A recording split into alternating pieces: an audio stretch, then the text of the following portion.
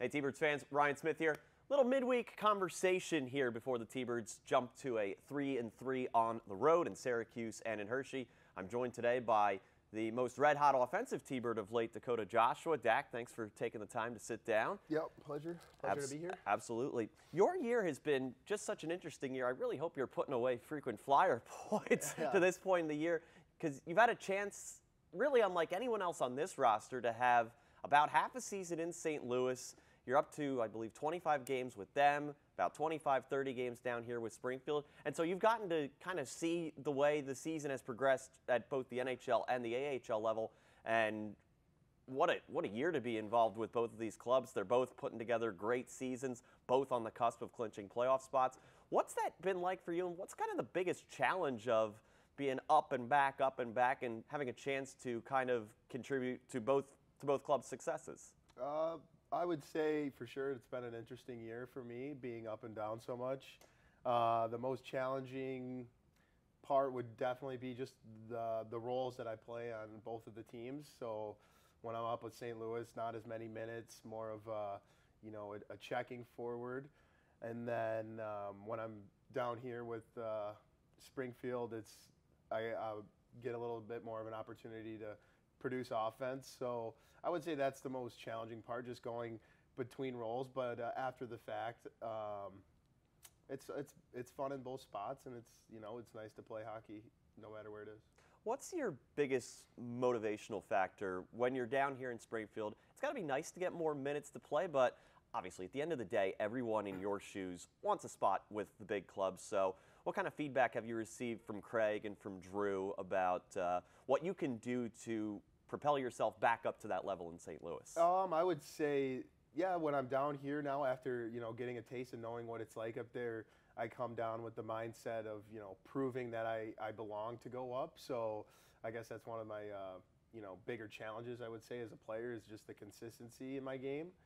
So just finding my way and being the player that is looked at like, wow, he's ready to be at the next level all the time.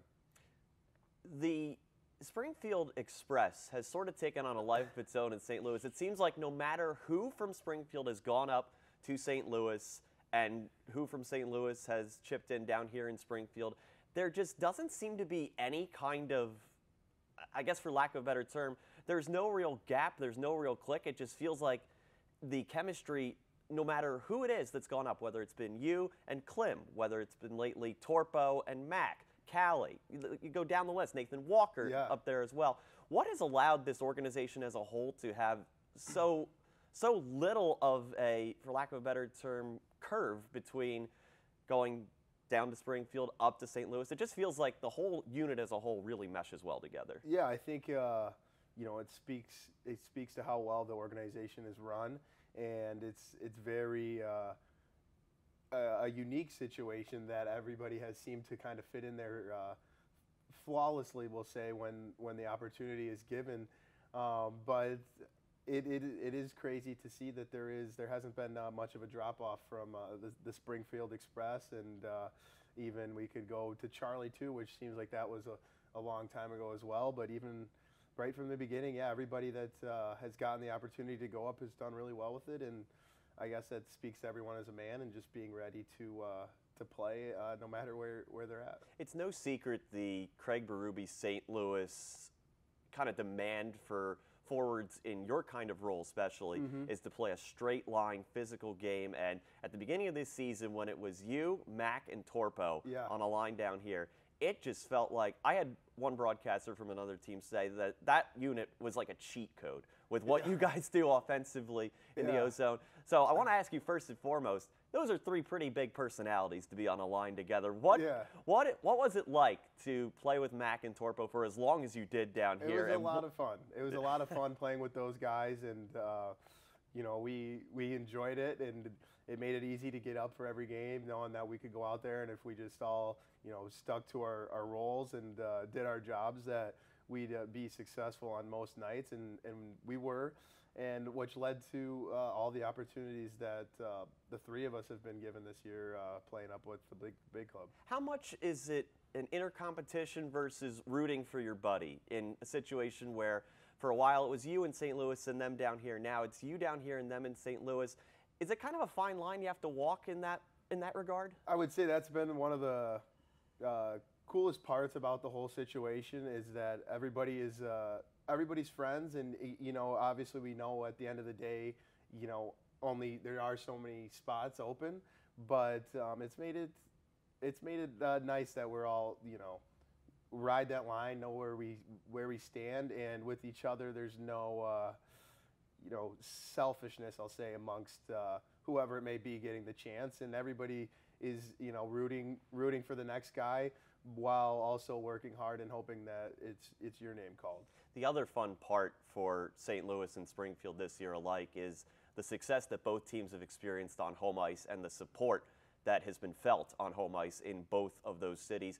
After the 20-21 season that you got to play quite a bit in St. Louis, but it was under weird circumstances. Fans were only slowly starting to come back in toward the tail end. How much did that year without having fans really make you guys as a group appreciate and feel that momentum jolt that they give you? I think it's made this year a lot more special, knowing what it was last year, playing in front of no fans, whether it was in the A or in the NHL. We were still happy that we got to play, but it's not the same as when the crowds are going in the buildings. And then, like you said, it's been really a pleasure to play in front of both crowds, and there's always great turnouts, no matter if it's in Springfield or St. Louis, which once again just adds to the great season that it's been in both places. This city and the fans in this city especially have been waiting a long time for Calder Cup playoff hockey here once again. You guys are on the cusp of making that a reality here in the next couple of weeks. It's been 8 years since there's been a playoff game in this city. Get a feeling that's going to change here fairly soon. But for you guys as a team, you're a team made up of so many players who have had championship success. You've won a championship in juniors. You've been to 3 NCAA tournaments. You look through this locker room. Tommy Cross has won national championships. Matt Kessel's won a national championship. Guys who have just reached Stanley Cup playoffs and Calder Cup playoffs and playoffs at every stretch of the way.